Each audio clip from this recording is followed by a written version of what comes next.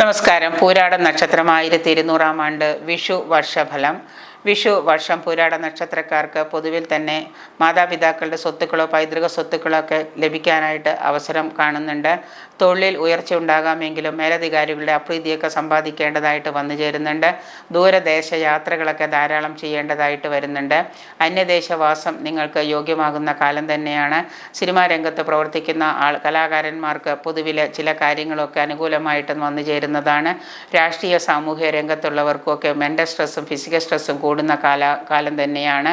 സന്താനങ്ങളുടെ വിവാഹ കാര്യത്തിൽ തീരുമാനമാകുന്നതും അതോടൊപ്പം തന്നെ ധന നേട്ടത്തിനുള്ള പല കാര്യങ്ങളും ബിസിനസ് രംഗത്തൊക്കെ ചെയ്യാനൊക്കെ ആയിട്ട് നിങ്ങൾക്ക് ഈ വർഷം സാധ്യമാകുന്നതാണ്.